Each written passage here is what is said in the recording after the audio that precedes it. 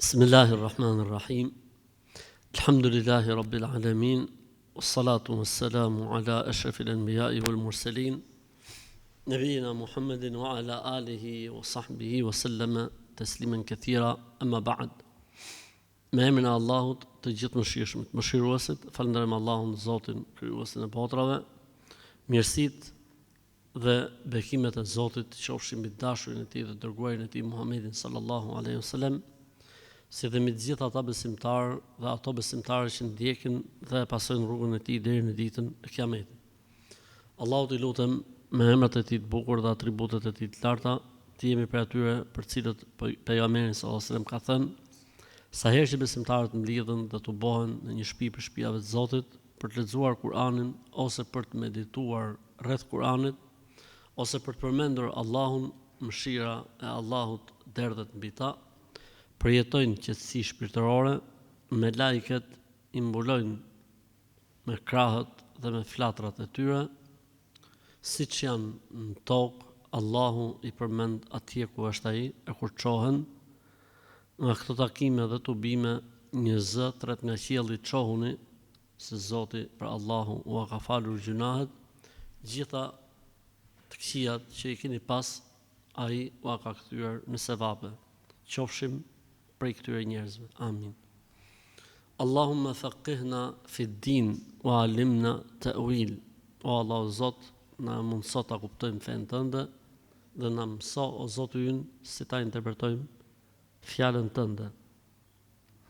Allahu xhel xhelalu i lutem që na dhurojë dije të dobishme, na mundsoj vepra të mira, e të na furnizojë sa të jemi gjallë me furnizim të pastër dhe halal. Me shpresën e Zotit, sot do të jemi tek një sure e re e Kur'anit, ose një kapitull i ri kuranor, pikërisht suratu Zelzele, ose tërmeti i madh. Zelzele, pra është një nga emrat e Kiametit. E ka quajtur Allahu xhel xhelaluhu ditën e Kiametit, dita e tërmetit madh. Nuk është vetëm tërmet shpirtënor, pra që njerëzit kuptojnë se çfarë kanë humbur dhe kuptojnë se janë përballë një të vërtete, jo vetëm kaq, po është edhe tërmet lëndor, pra që do të thotë do të tronditet toka dhe do të sheshohet gjithçka. Dhe kjo sure ka marrë pikërisht këtë emër, pra Zelzele, tronditja e madhe. Kjo sure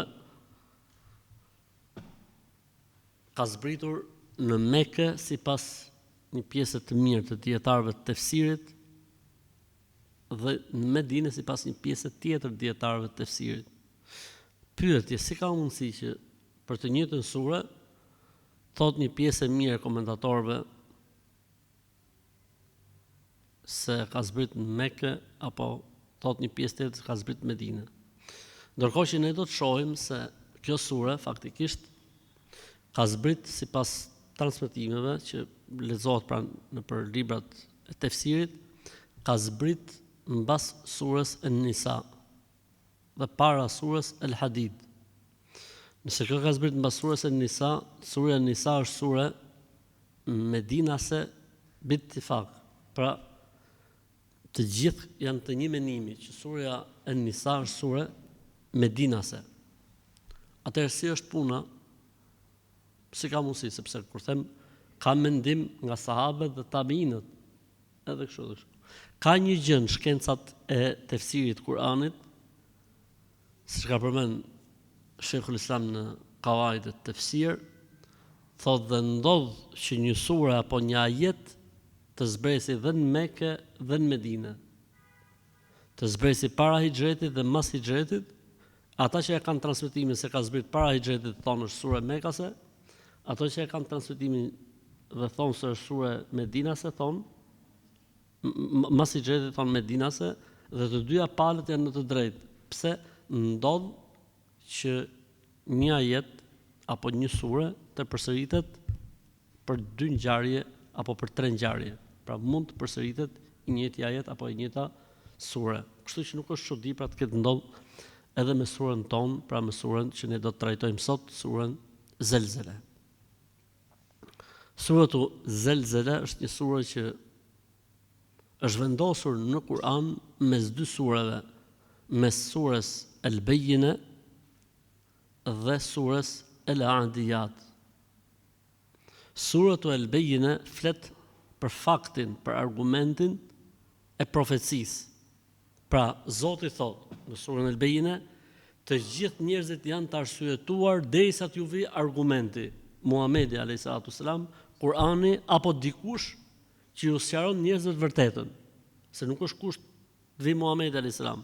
Tek dikush shkon një sahabi, tek dikush shkon një tabi'i, tek dikush shkon komshiu, tek dikush shkon mësuesi, tek dikush shkon doktori, nuk ka lidhje se kush e bën detyrën. E rëndësishme, njerëzit janë të falur derisa t'ju vi atyre argumenti, ose njerëzit janë në tolerancë të Zotit derisa t'ju vi atyre argumenti. Njerëzit janë të toleruar nga Zoti derisa t'ju vi atyre argumenti. Po masi vjen argumenti, njerëzit ndahen dy grupe, të dashur të Zotit, të urryerit e Zotit, të mirët e Zotit, të këqijt e Zotit.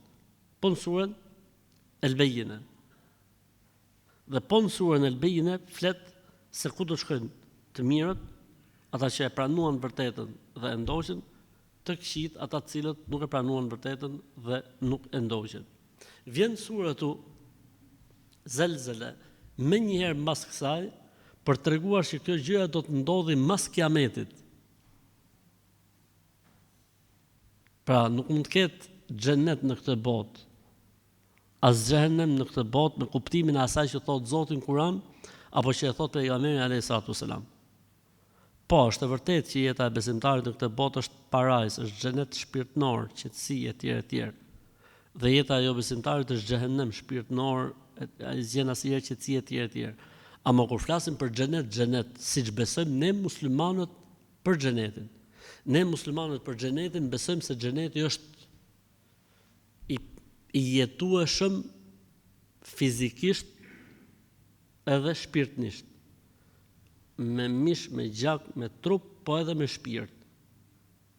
E ky lloj xheneti, ku do të futen muslimanët, besimtarët, e ai lloj xhenemi ku do të digjen njerëzit, ky nuk mund të jetë vetëm se mbas kiametit. Jo thjesht mbas kiametit, po mbas të ringjallën njerëzit. Jo thjesht mbas të ringjallën njerëzit, po mbas të japin llogari. Pra ka linjë interesante logjike vendosja e surës Zelzele mbas surës El-Bejjine. Dhe mbas kësaj vjen suratu El-Adiyat. Suratu El-Adiyat ka dy momente interesante. Momenti i parë duket sikur flet për luftën. Po flet edhe për kuajt, flet edhe për njeriu, flet edhe për njeriu. Njeriu nuk mund shkojë në një situatë ku rrezikon jetën e tij, po nuk besoj se do të dali dhe do të rikthehet prapë. Sepse një besimtar është ndryshe, domethënë kur futet në betejë me një jo besimtar. Besimtari kur futet në betejë, futet duke e ditë imma nasrun, imma stishhad, ose fitore, ose dëshmor. Dhe nuk e ka gajlin hiç se kush realizohet për të dyjave. E rëndësishme është kënaqësia e Zotit. Tha, si ka mundësi që këta po ecin gjithmonë përpara? Përgjigjja ishte kemi të bëjmë me një popull që vin në luftë për të vdek, si shkojmë ne në luftë për të jetuar. Kështu që është ndryshe mënyra se si, domethënë një besimtar i cili e beson kiametin dhe ringjalljen, është i gatshëm, domethënë nëse e kërkon nevoja të japi gjithçka, dhe ndryshe me një tjetër i cili nuk e ka këtë lloj besimi. Pra vendosja është interesant. Po edhe nëse do të themi që ka zbrit mbas surës An-Nisa, suratu An-Nisa është e mbushur me ligje, me rregulla. Edhe mbasi ka zbrit suratu An-Nisa, ka një logjik shumë të fortë Cila është logjika?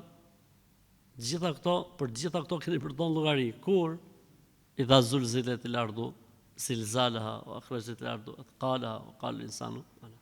Pra ka si në pozicion, po edhe në kohë që ka zbrit. Ndërkohë që ka zbrit, si më thon kjo sure, faktikisht ka disa emra. Emri i parë zelzele, siç e ka dhe idha zulzilet, dhe emri i dytë është idha zulzilet. Pra e gjejmë këtë sure në për hadithe me dy emra. Zelzele është e shkruar në Kur'an sot, po ta hapësh Kur'anin, thot suratu Zelzele. Kjo mbaroi historia sepse emrat e sureve janë tauqifie. Tauqifie çfarë do thotë? Të vendosura nga Zoti dhe i dërguari i Tij sallallahu alaihi wasallam. Dhe emri i dytë që e gjejmë në hadith është idha zulzilatil ardu ose idha zulzilat. Pra fjalia e parë e surës është bërë dhe si emër për të. Fjalia e parë e surës është bërë dhe si emër për të. Ka dhe emra të tjerë, po këto emra të tjerë nuk kanë transmetim. Përmenden në për libra, po nuk kanë transmetim. Prej emrave që përmenden në për librat e tefsirit, po që nuk ka për to transmetim është suratu Zilzal. Kapitulli Zilzal. Jo Zelzele, po Zilzal, i cili ka pothuajse të njëjtin kuptim. Kjo sure ka 8 ajete. Sipas leximit që ne kemi.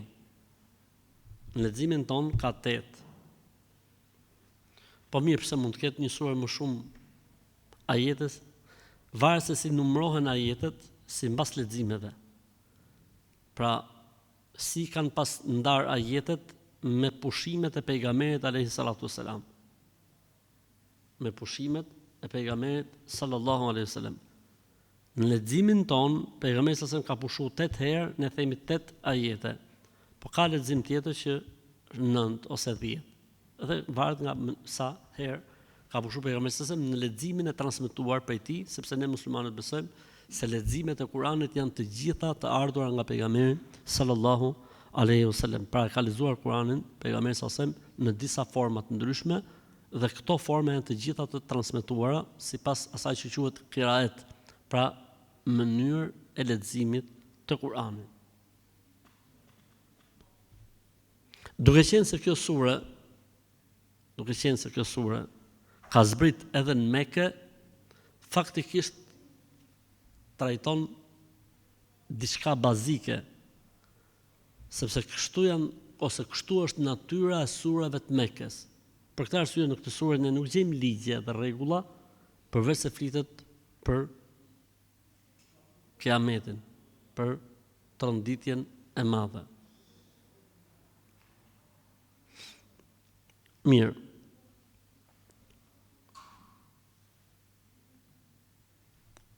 Cilat janë, a ka ndonjë shkak dhe arsye pse ka zbrit kjo sure, shkaku i zbritjes së surës? Nuk është se ka ndonjë transmetim fiks të qartë që thotë pse ka zbrit kjo sure me zinxhir transmetimin. Po përflitet ose thuhet në për libra të tefsirit, po s'kam gjetë transmetim të saktë. Që thuhet njerëzit kanë thonë se sa, si më thonë, po pse për çdo gjë të vogël dhe të madhe ose edhe për gjonat e vogla do t'japim llogari diçka e tillë, dhe ka ardhur thotë kjo sure si përgjigje. Po faktikisht nuk ka argument të saktë për këtë gjë. Është përmend në për libra, po s'ka argument. Dhe ne jemi mësuar të ecim vetëm me transmetime dhe me argument. Ndërkohë që ne do të shohim disa transmetime të sakta për mirësinë dhe vlerën e kësaj sureje.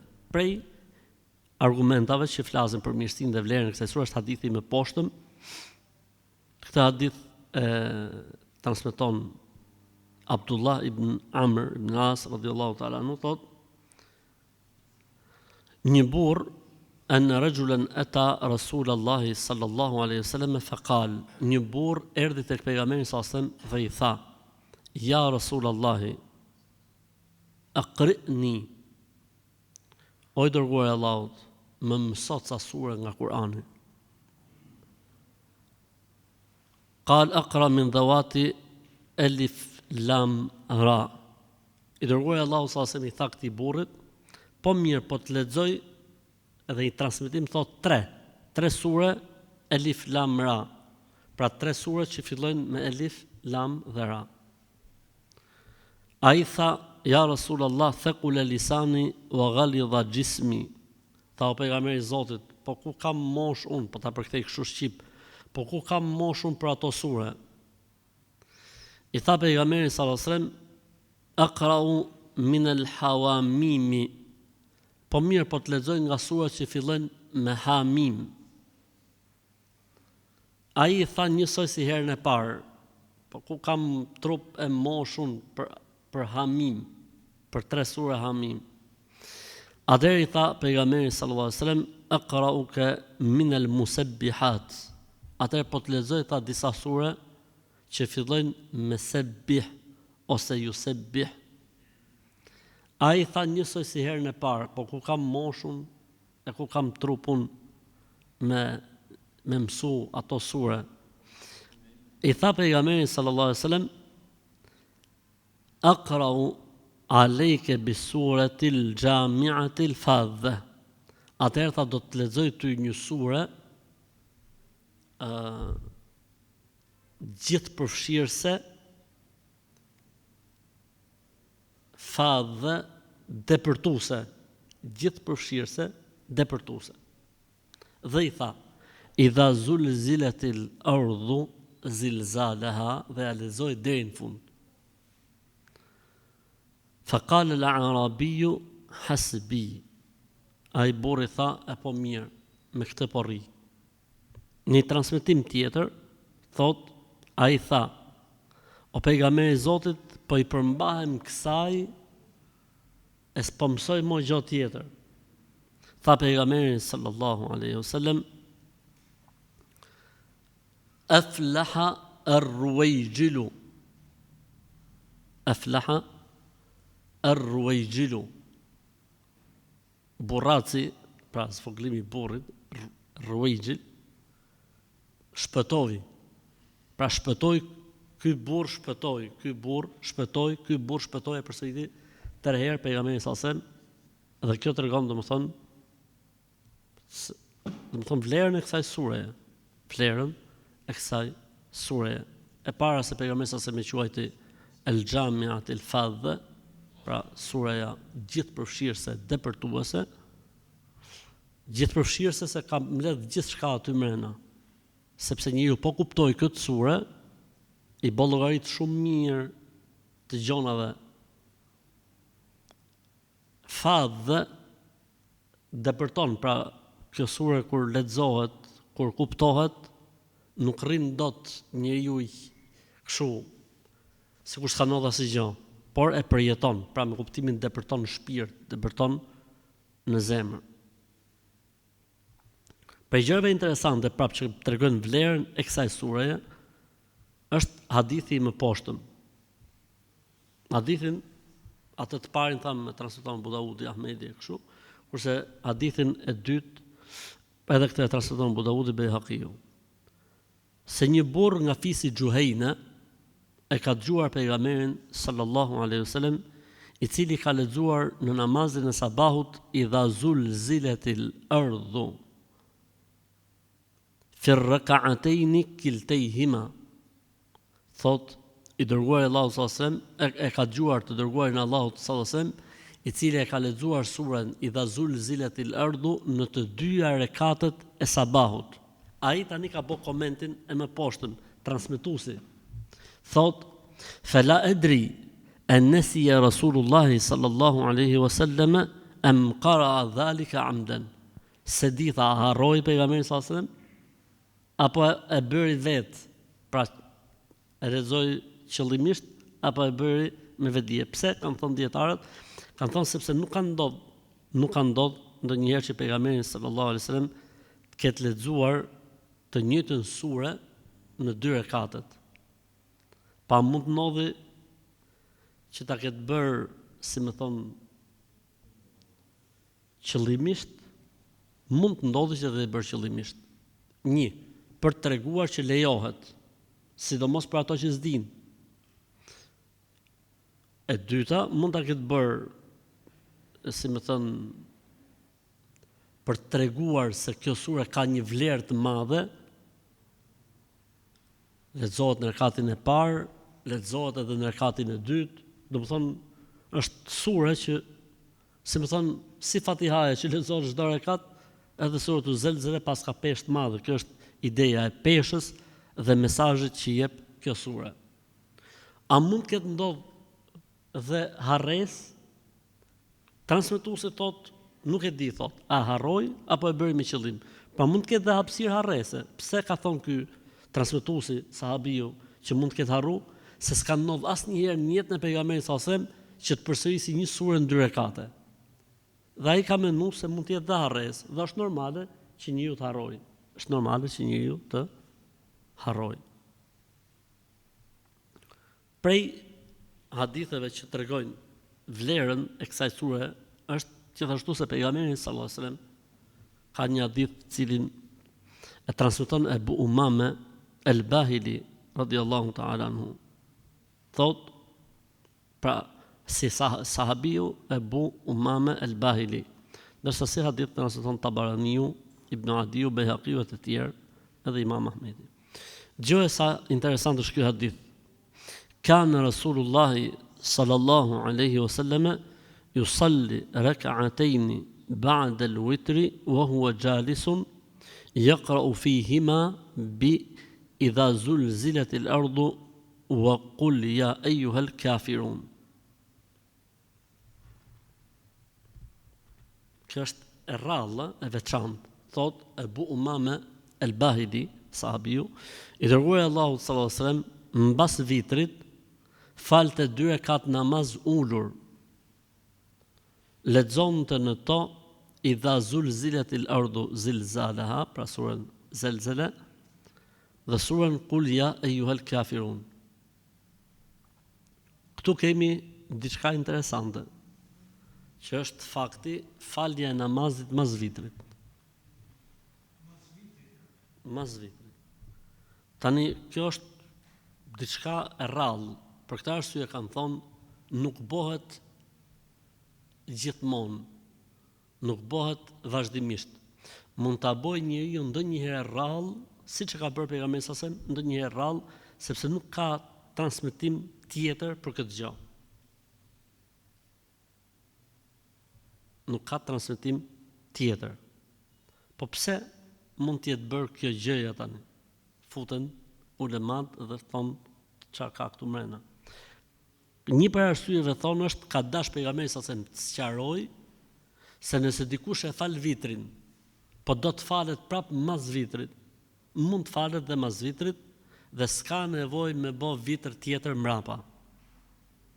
Për shembull, dikush për shembull e ka fal vitrin para gjumit.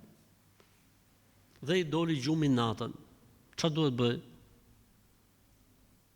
Dikush thot e fal dhe një rekat tek e vitri i parë i bëhet çift, pastaj fal çift sa të doj, pastaj fal vitrin prap. Dikush ka thënë jo, s'ka nevojë. Po çfarë duhet bëj? Ky njeri e ka fal vitrin herën e parë, mbaroi. U çu natën, le të fali namaz nafile sa të doj. Po mirë, si i bëhet që ka një hadith nga pejgamberi sallallahu alaihi wasallam i cili thotë ij'alu akhira salatikum min al-layli witra. Namazi i funit i natës tuaj duhet të jetë namazi i vitrit. Namazi i fundit i natës tuaj duhet të jetë, ose hadithi tjetër thotë thumma yutir bi wahida, pastaj e mbyll namazin e natës me 1 rekat vitër. A duket sikur ka përplasje? Jo, nuk ka përplasje. Si bëhet bashkimi? Bashkimi bëhet kështu duhet bërë kur njeriu është i vetëdijshëm. Pra kur ti e di për shembull se do të çohesh natën, mos e fal vitrin para gjumit. Fale vitrin në fund fare. Dhe kështu është origjina. Pra origjina është njeriu fal namaz natë sa ta ndjej, pastaj fal vitrin dhe e mbyll me kaq. Dhe nuk bën që njeriu me vetë dije të fali vitrin e pastaj të fali namaz natë.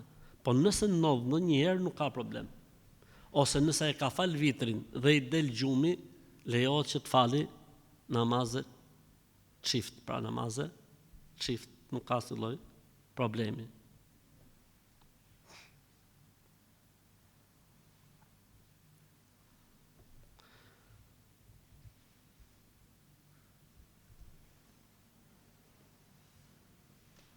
Hadithi i fundit që flet për surën Zelzele është një hadith të cilin e transmeton Ebu Hurajra radhiyallahu ta'ala anhu. I dërguari i Allahut sallallahu alaihi wasallam ka thënë: "El khaylu li thalathatin." Kuajt janë për tre kategori njerëzish. Li rajulin ajrun wa li rajulin sitrun wa ala rajulin wizrun. Kali për dikë është shpërblim, për dikë është mbulesë, për dikë është mëkat. Pra si të përdoret, pra është ideja. Ai që e përdor në rrugt të Zotit, ai që e përdor është shpërblim, ai që e përdor për veten, për familjen, për shërbimet e veta, është mbulim, pra i mbulon hallet e mbulen. Dhe ai që e përdor për keq, për mendje madhësi, është shkak që të ngarkohet me gjuna.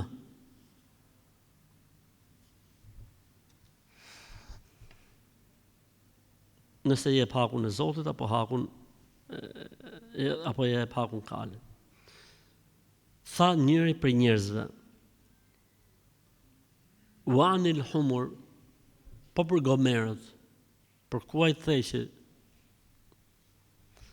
Tha pejgamberi sallallahu alajhi wasallam: "Ma anzalallahu alayya fiha illa hadhihi al-ayata al-fadhata al-jami'ata."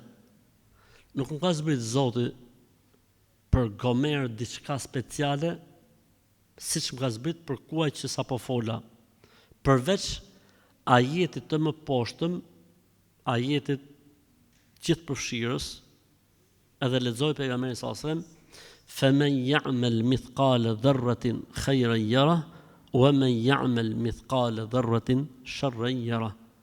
Cili do që e bën një punë të mirë, sa do e vogël qoftë, sa grimca më e vogël do ta shohë ditën e Kiametit, dhe cili do që e bën një punë të keqe, sa do e vogël qoftë ajo, sa grimca më e vogël qoftë, do ta shohë ditën e Kiametit.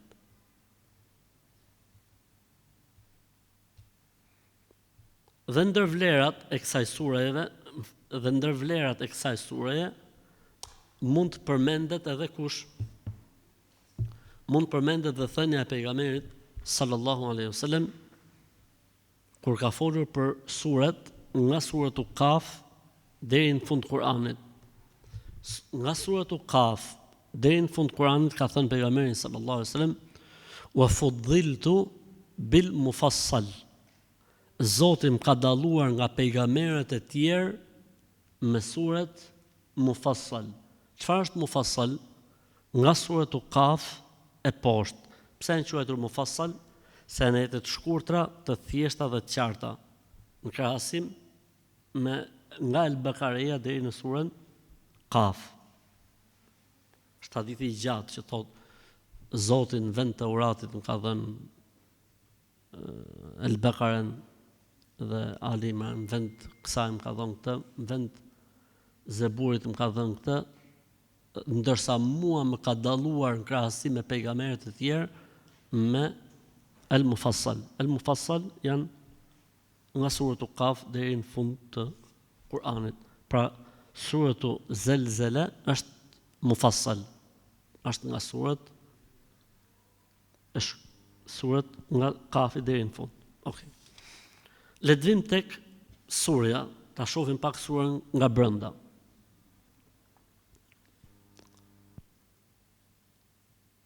Kjo sure trajton 5 gjëra kryesore. Trajton Kiametin,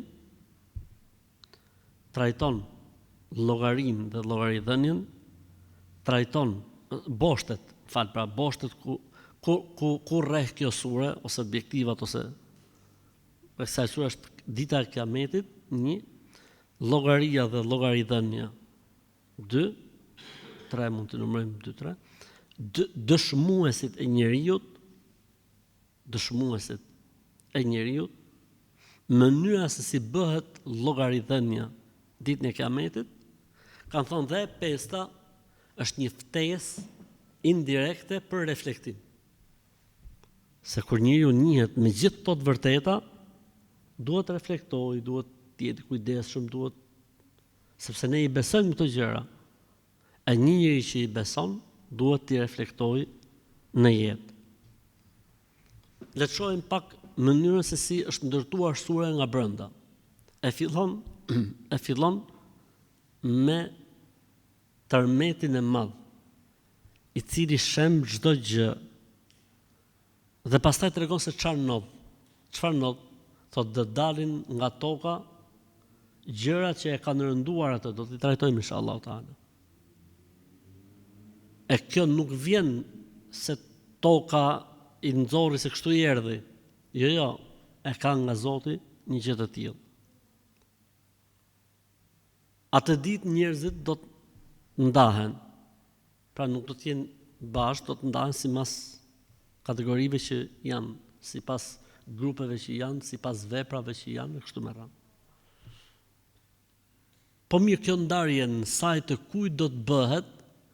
Kjo ndarje do të bëhet në sajt të asaj që gjërat do të maten ke Zoti deri në grimën më të vogël.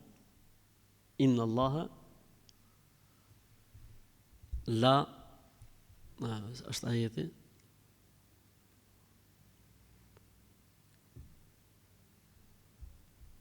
Allahu nuk e humb një grimc, sa do e vogël që tjetë ajo, as në tokë, as në qiej. Zvjen tani, e rëndësishme. Pra Zoti mod nuk e humb asgjë njeriu. Sa do e vogël qoftë ajo, e mirë, dhe sa do e vogël qoftë ajo, e keqe. Pra nuk humb asgjë tek Allahu xhallahu, çdo gjë regjistrohet, çdo gjë është e ruajtur dhe çdo gjë është e konvertuar. Domethënë ti ditën e Kiametit do të hasësh në male mirësish ose në male të qijash ose të gjunaheve, në bazë të asaj që ka vepruar njeriu në jetën e kësaj bote. Atëherë le të vim tek ajetet e surës. Ajeti i parë i surës Zelzele. I madhi Zot Allahu xhallahu xhelalu thot: "Idha zulzilatil ardhu zilzalaha." Kur të tronditet toka me tronditjen e saj të madhe. Këtu bëhet fjalë për tronditjen e fundit të tokës, që është shkundja e fundit dhe shembja e gjithçkaje dhe sheshimi i gjithçkaje. Tronditja e tokës mund të jetë edhe në këtë botë, po mund të jetë e përkohshme, siç ndodh me tërmetet në përgjithësi, për cilat pejgamberi sallallahu alajhi wasallam ka thënë, nuk do të bëhet Kiameti derisa të shtohen tërmetet në tokë. Për këtë arsye kanë thënë një prej shenjave të Kiametit të vogla që përsëriten janë tërmetet e shpeshta. Tërmeti është quajtur pra dita e Kiametit ose ka marrë këtë lloj emri sepse ajo i trondit njerëzit. Tërmeti çfarë bën faktikisht kur ndodh në këtë botë? Trondit, frikson. Nëse tërmetet e vogla dhe të përkohshme të kësaj bote që zgjasin, si më thënë, disa sekonda apo disa minuta, trondisin dhe friksojnë. Po tërmeti i Kiametit, që mas ti do të dalin njerëzit nga varret e tyre me dhënë llogari Zotit. Merren mend se çfarë goditje e madhe dhe çfarë tronditje. Sidomos për ata njerëz që janë tallë me këtë ditë, apo e kanë mohuar këtë ditë, apo se kanë besuar këtë ditë. Si puna atij që tha, ta bëj një pyetje, tha po mos u mërzit, i tha ateisti besimtarit. I tha ma bëj, tha pse nuk do të mërzitem. Tha si do të ndihesh e ti, tha që mas vdekjes, gjitha këto që i ke besu mos t'jenë vërteta. I tha ky, jo më keq se sa ti që kur ta shohësh mas vdekjes se gjitha këto që kanë besuar janë vërteta. Sa që i ka besu, elhamdulillah. Në dorë të Zotit, më shpresë Zotit, mëshira Allahut, elhamdulillah, aty është shpresa jonë, tek Allahu xhelle xhelaluhu. Pa ai që si ka besu është tallë, i ka vënë lojë, merr kur të shohit vërteta. E këtë e paraqet Allahu xhelle xhelaluhu në Kur'an kur tha: "Ya ayyuhan nasu taqu rabbakum in zalzalata as-sa'ati shay'un 'azim yawma tarawnaha tadhhalu kullu murdi'atin amma arda'at wa tada'u kullu dhati hamlin hamlaha wa tara an-nasa sukara wa ma hum bisukara walakin 'adhab Allahi shadid." O ju njerëz, friksojeni Zotit se tërmeti, dridhja, tronditja e kiametit është gjë e rëndë, e papërballueshme. Atë ditë nëna e hedh fëmin nga duart, e gruaja shtatzën aborton, e njerëzit lëvizin me vrap si të jenë të dehur, po nuk janë të dehur, po dënimi i Zotit është shumë i rëndë. Pra, me kuptimin shohin atë që edhe ne si besimtarë do ta përjetojmë. Pavarësisht se e kemi besuar, alhamdulillah.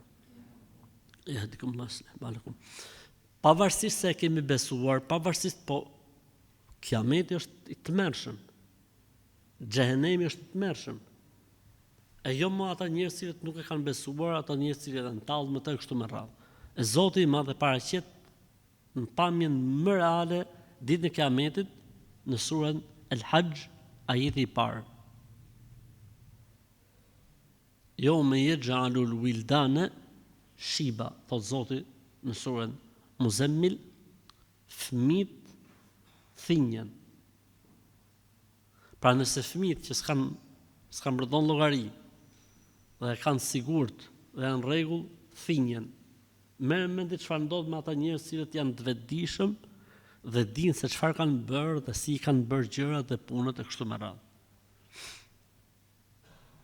Njeriu në jetën e kësaj bote mund të përjetojë momente tronditje. Fatkeqësitë, sprovat, zhgënjimet nga njerëzit, pabesitë etj. Po të gjitha këto, o vëllezër, të gjitha këto, po të mlidhen në rastin e një tërmetit kësaj bote, janë asgjë. E të gjitha tërmetet e kësaj bote, po të krahasohen me tërmetin e ditës kiametit, nuk janë asgjë. Pse? Sepse njeriu del, si më thon, nga ajo që është bota e lajmit në botën e të vërtetës, në botën e përjetimit, nga bota e teorisë në botën e praktikës, nga bota e besimit në botën e të jetuarit.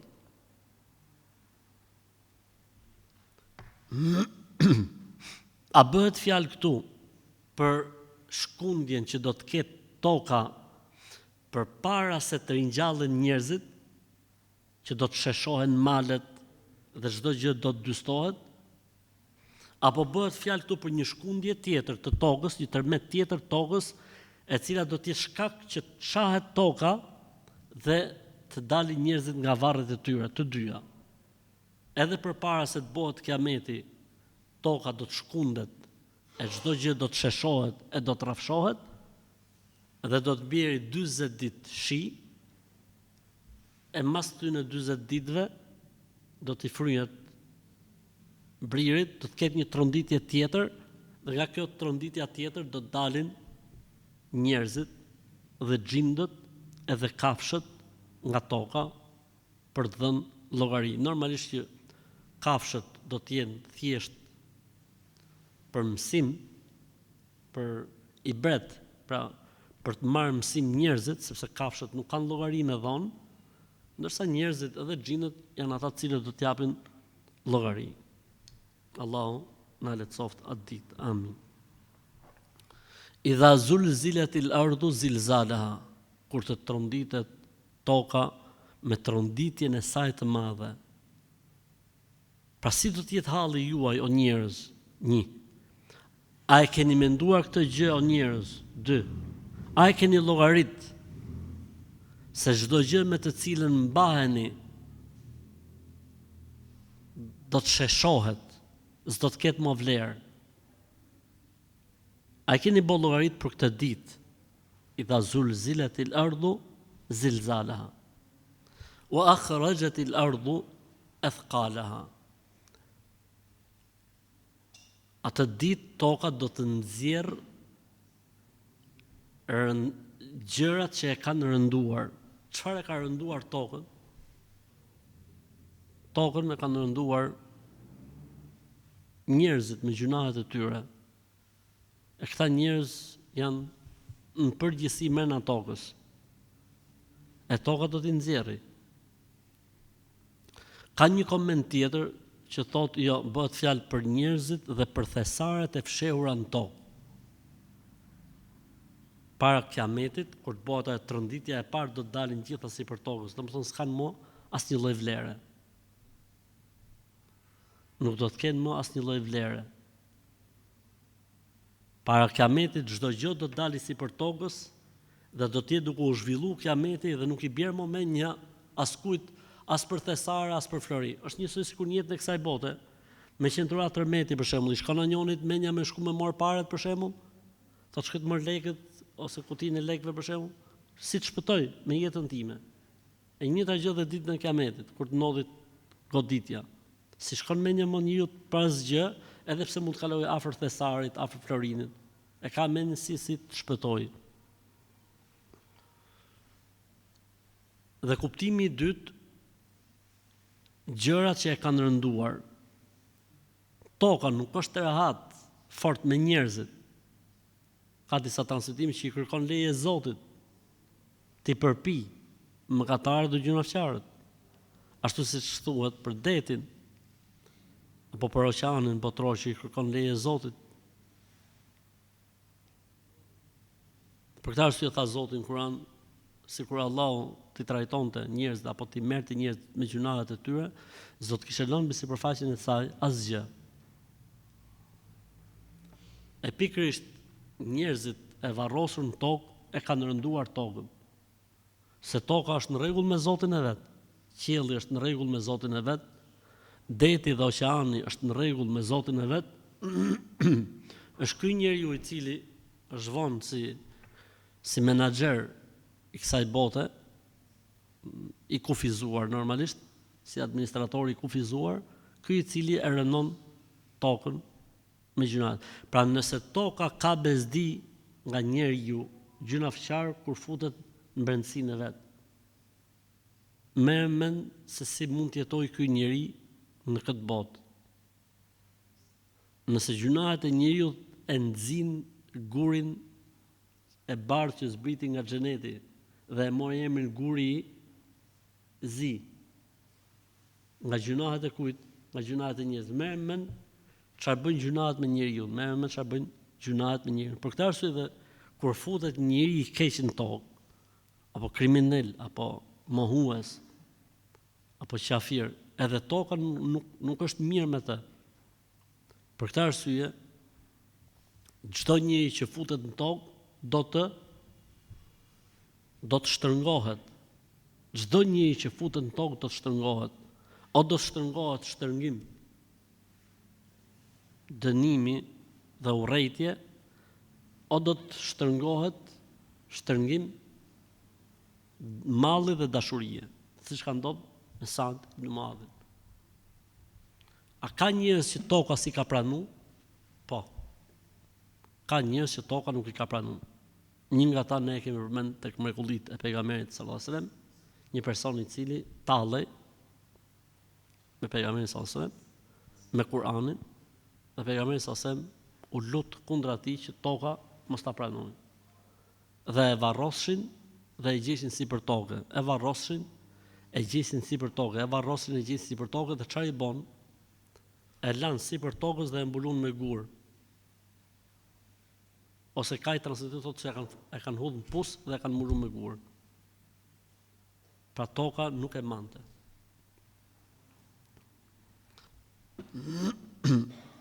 Wa akhrajat al-ardu athqalaha, toka do të nxjerrë rëndesën, atë rëndesën brenda saj, pra atë që e ka rënduar brenda saj, që janë njerëzit edhe xhindët.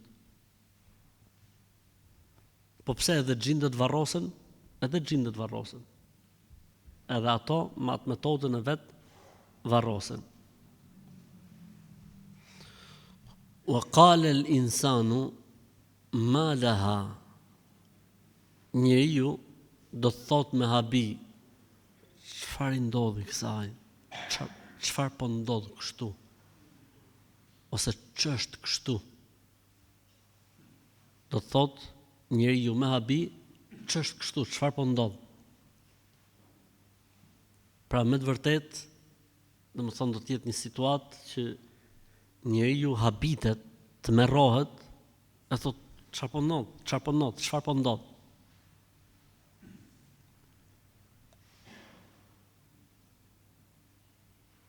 Idha zulzilet al-ardu zilzalaha wa akhrajat al-ardu athqalaha wa qala al-insanu ma laha. Njeriu, pra këtu bëhet fjalë për njerëzit dhe për xhinët, do të thonë ma laha. Çfarë po ndodh? Çfarë ka? Atëherë thot Zoti, yawma idhin tuhaddithu akhbaraha. Në këtë ditë toka do të tregoj haberet e saja, lajmet e saja, ngjarjet, ndodhit e ndodhura mbi të. Për këtë arsye thoshin të moshmit, nuk ka pas ajet më të vështirë të përjetuar se sa ky ajet. Çdo ngjarje e ndodhur mbi sipërfaqen e tokës do të dëshmohet. E keni parasysh në stacionet e ditës gjykimit, është një stacion që quhet dëshmitarët. Për njeriu dëshmon toka, dëshmon çdo gjë, dëshmon për njeriu, dëshmon trupi i tij, dëshmon me lajket e tij. Po një nga momentet është dhe dëshmia e tokës për njeriu. Për këtë arsye thoshin të moshmit, nëse të sprovon Allahu me bën një gabim apo një gjuna në një vend, mundohu në atë vend të bësh një vepër të mirë. Që në atë vend ku ke kundërshtuar Allahun dhe do të dëshmojë ajo tokë kundër teje, të dëshmojë ajo tokë e njëjta tokë pro teje. Dhe thoshin, mundohu që veprat e mira të bësh në vende të ndryshme. Që tokë, sa më shumë toka, si më thon, ashtu, të dëshmojnë për ty. Po kjo ndodh edhe po e njëjta tokë, të bësh shumë vepra të mira, domethënë, e njëjta tokë do të dëshmojë për ty. Për shembull, nëse ti në një vend ke fal 10 rekat namaz, ajo tokë do të dëshmojë që ke fal 10 rekat namaz. A mund nëse i fal 5 venda të ndryshme, 5 toka do të dëshmojnë që ti ke fal mbi to namaz. Për këtë arsye është transmetuar nga disa nga të parët tan që thoshin mos e fal synetin aty ku fal farzin. Që të jenë 2 toka që dëshmojnë për ty. Për këtë arsye që pas pa plesë në kohët më përpara, falshin farzin edhe lushin. Toka. Me lejt kanë dëshmi tjetër, me lajket kanë dëshmi tjetër. Edhe toka do të dëshmojnë. Edhe toka, edhe me lajket do të dëshmojnë.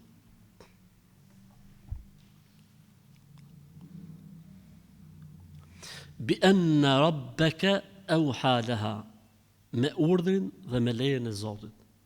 Si dëshmon toka? Qalu antaqana Allahu alladhi antaqa kull shay. Na e mundsoi Allahu me u shpreh, me fol, ai i cili i ka dhënë mundësinë çdo gjë të shprehet. Ne nuk e dim. Ne nuk kuptojmë. Por se çdo gjë ka shprehinë e vet. Për argumentave se çdo gjë ka shprehinë e vet, cili është Sulejmani alayhis salam fliste me kafshët. Dhe ato flisnin me njëra tjetrën. Qalet namlatun ya ayuha an-namlu udkhulu masakinakum. Milingona, pra mbretëresha, tha: "Oj Milingona, futuni në strofa se mos i shtyp Sulejmani me ushtrinë e tij dhe ata nuk e kuptojnë." Ndërsa për të tjerat, thot Zoti në Kur'an: "O im min shay'in illa yusabbihu bihamdi." Nuk ka gjë që mos ta madhëroj Zotin. Ne nuk e kuptojmë, walakin la tafqahuna tasbihahum. Ju nuk e kuptoni mënyrën se si sendet e madhërojnë Zotin, por çdo gjë e madhëron Allahun xhel xhelalu. Dhe këtu kur toka do të japi dëshmitë, do të jetë me lejen dhe me urdhrin e Zotit. Bi anna rabbaka awha laha idha zulzilat al-ardu zilzalaha wa akhrajat al-ardu athqalaha wa qala al-insanu ma laha yawma idhin tuhaddithu akhbaraha bi anna rabbaka awha laha.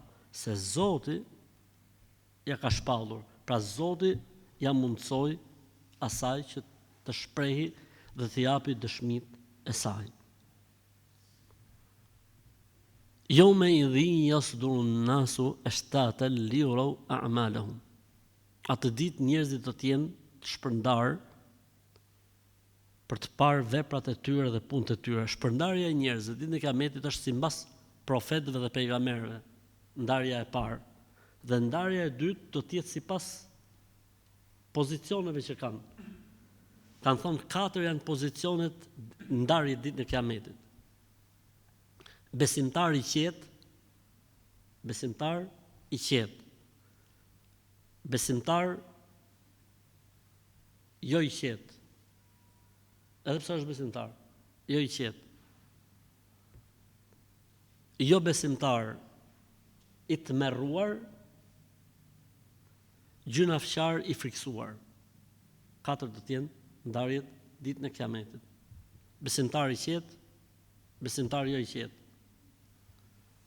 Jo besimtari të tmerruar dhe mëkatari ose gjynafqari i friksuar. Kështu do të jenë ndarjet. Normalisht do të ketë dhe ndarjet të tjera, ke kategori njerëzish që shkojnë në xhenet pa kalu asnjë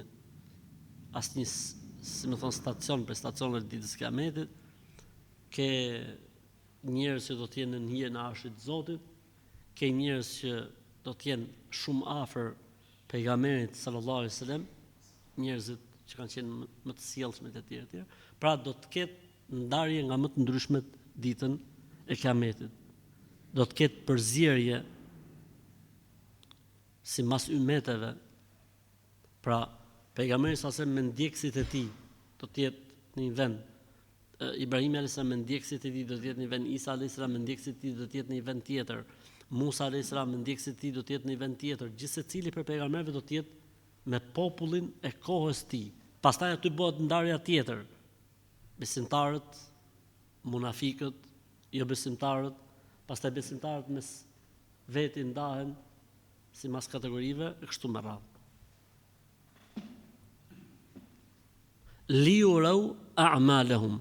Pra ndarja do të jetë për të parë, për të marrë, për të njoftuar me veprat e tyre. Pra në sajt e kësaj ndarje vjen edhe kush? Hesapi dhe llogaria. Ka për atyre që nderohen dhe respektohen përpara se të vi llogaria, ka për atyre që s'kalojnë fare në llogari, dhe ka për atyre që do të kalojnë llogarin, po e kalojnë të lehtë, dhe ka për atyre që e kalojnë llogarin, po e kalojnë të rëndë. Flas gjithmonë brenda besimtarëve. Ka për atyre që s'kalojnë fare në llogari, ka për atyre që i kap ndërmjetësimi, ka për atyre që llogarin e kalojnë me llogari të lehtë, pra thjesht ju jep Zoti ca sinjale dhe i fal, dhe ka për atyre që do ta kalojnë llogarin, po llogaria e tyre do të jetë me detaje. Dhe kjo llogaria me detaje është sinjal që njeriu, domethënë, mund të dënohet. Mund të dënohet sepse ka edhe ca stacione të tjera mbrapa që mund të shpëtojnë nga dënimi. Atë këto janë ajetet e surës, pra e zelzele mballal, edhe na mbesin vetëm 2 ajetet e fundit që do t'i kushtojmë ligjëratën vete.